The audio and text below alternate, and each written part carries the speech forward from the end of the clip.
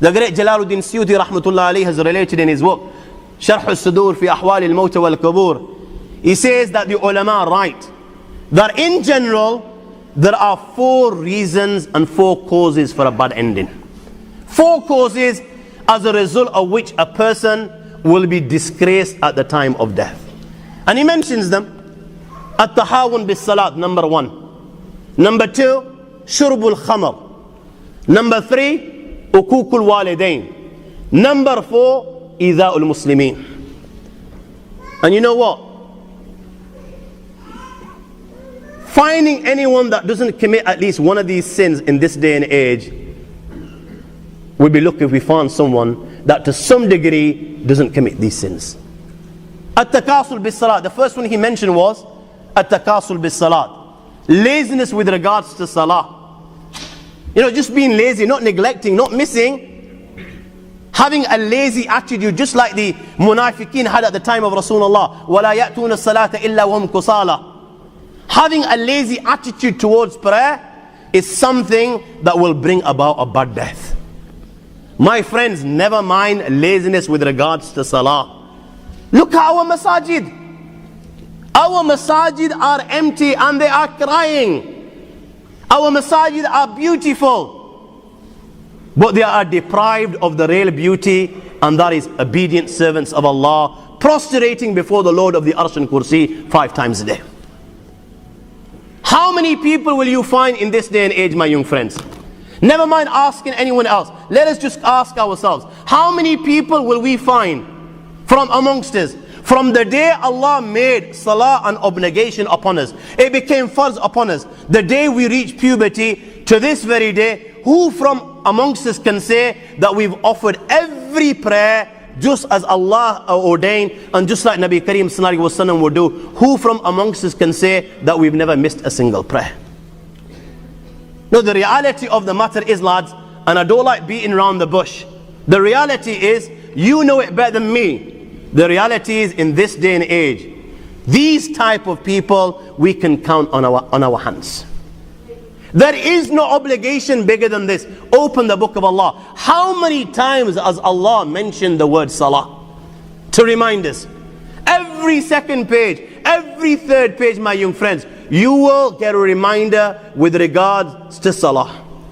Allah says, He tells you your purpose in creation. Allah says, وَمَا خَلَقْتُ الْجِنَّ وَالْإِنسَ إِلَّا لَيَعْبُدُونَ مَا أُرِيدُ مِنْهُمْ مِنْ رِزْقٍ وَمَا أُرِيدُ أَنْ يُطْعِمُونَ. There is only one reason and one reason why I created you. Why I placed you in the dunya. I created the dunya for you. I created everything within the dunya for you. But you, my young friend, I created for myself. I created you just to see لِيَبْلُوَكُمْ أَيُّكُمْ أَحْسَنُ عَمَلًا. Who from amongst you will acknowledge me as Allah, and he will bow down and prostrate and fulfill his purpose in creation. This is why Allah subhanahu wa ta'ala created us.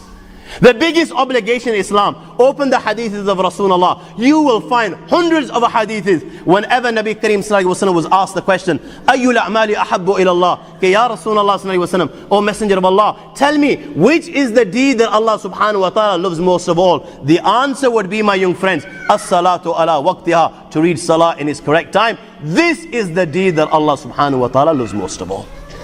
And if this is our situation and condition with regards to the biggest obligation in Islam, that we struggle to fulfill this obligation, yet, my friends, anything else that we don't struggle with. We've got time for everything. We've got time for our friends. We've got time for football. We've got time to socialize. We've got time to holiday. We've got time to enjoy ourselves. But 5 minutes for one namaz has come to offer our farz. This is where we cannot find time. Never mind laziness with regards to salah. The next thing he mentioned, shurbul khamr, taking intoxicants. We may not take intoxicants in the sense that even today, by the grace of Allah, which is a positive and good thing, that many of us will not touch alcohol. We won't touch a glass of whiskey. Why? Because right from childhood, this has been instilled in our hearts. Don't go even near. So we won't touch a bottle of brandy and things. But tell me, my young friends, who from amongst the youth today doesn't take a spliff? Who from the youth doesn't take a spliff? Balki spliff, my young friend, you will find people with beards who read in the front surf, but in their gatherings they'll be taking spliff, and they don't even consider this haram. They don't even consider the haram. What's the difference between two? This is khamr, this is khamr, this is haram, this is haram, this is cursed, this is cursed. Ukukul walidain, disrespecting mother and father. Today all mothers and fathers are crying that they don't even have control over children as young as 5. You know, as young as 5, they will turn around and look up at their mothers and fathers and say, hey, who are you to tell me to do this? Who are you? They will answer back. The hadith which Hafiz al-Munziri has related in Targhib wa Tarhib on the authority of Awan ibn Hawshim comes to mind. He says, I went to a tribe, there was a tomb near this tribe, and after Asr, this grave opened. And he says, a man came out of this grave. His head was that of a donkey, and his body was that of a human being. He came out of the grave, he hee-hawed 3 times like a donkey. 3 times he hee-hawed like a donkey, and after this he went back inside the grave, and the grave closed.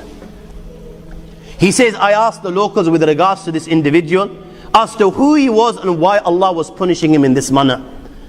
So he says that the locals informed me that this young individual, he would take alcohol, he would drink, he had the habit of drinking. And when he would drink too much and he would return home in the evening to his mother, just as our mothers do, you know, when we're out and having a good night out, haven't told our mothers are sleepless, they're not even sleeping, they're waiting us for inside their homes, you know, fearing with regards to our well-being. Are we okay? Where are we? They're waiting there. My friends, his mother would do the same. When he would return and she would see him intoxicated, to save him from Jahannam and the fire of hell and the punishment of the Akhirah, she would give her son nasiha, and she would say to her son, oh my son, ittaqullah, fear Allah subhanahu wa ta'ala, stay well away from this thing, al-khamru jumma al-ithm, this is the mother of all evils, ummul khabaith. Oh my son, rizsu min amali shaitan, is a filthy thing, is from the handicraft and works of the shaitan. Fajtanibu la'allakum tuflihun. Oh my son, if you want success, if you want to go to paradise, then don't even go near this. Oh my son, do you not realize this, the shaitan through this, yuri an yusaddakum min dhikrillah wa anis salah, that the shaitan through this wants to stop you from the dhikr of Allah and wants to stop you from prayer. When she would give her son nasir in this manner, you know what he would do? He would turn around to his son and mom and say, oh mom, stop hee-hawing like a donkey. He would say to his mom, stop hee-hawing like a donkey. You know what? The exact same thing happens today. The exact same thing happens today. This particular individual used these words. My friends, we use words which are rife in this day and age, which are no different to the words that he used. What do youngsters turn around to their mother and father when their mother and father are saving them from Jahannam and the fire of hell, and they're giving them nasiha? What do their sons turn around to their mother and father and say? Oh mother, get off my back. You're always breathing down upon me. You don't give me a chance to breathe. You're always coming on top of me. Give me chance to breathe. Give me my own space. Give me my freedom. Stay out of my life. This is what the youngsters utter today. My friends, there is no difference between this and what that individual uttered at that time. Those words were rife at that time. These words are rife at this time. Remember, after Asr, that young individual died. And after Asr, Allah subhanahu wa ta'ala punished him in such a manner that his head is turned into a donkey. He is the one that comes out of the grave and he hoes like a donkey. This hadith was related in front of a masters of a hadith. Not one single master rejected or questioned it. The last thing, Iza'ul Muslimin, troubling the believers in whichever form it may be, whether it's swearing at someone, whether it's bullying someone, whether it's you've taken qarz of someone, you've borrowed some money from someone, you were given a particular date to pay back, but you have the means, but you're not paying back. Irrespective of how you trouble a believer, whether it's through slandering, backbiting, whatever it may be, my young friends, this is a cause for a bad death. We need to refrain from these 4 sins which the ulama, in general as believers, we need to refrain from all sins. But especially these 4, which Jalaluddin Suyuti Rahmatullahi has mentioned, are in general a cause of a bad death.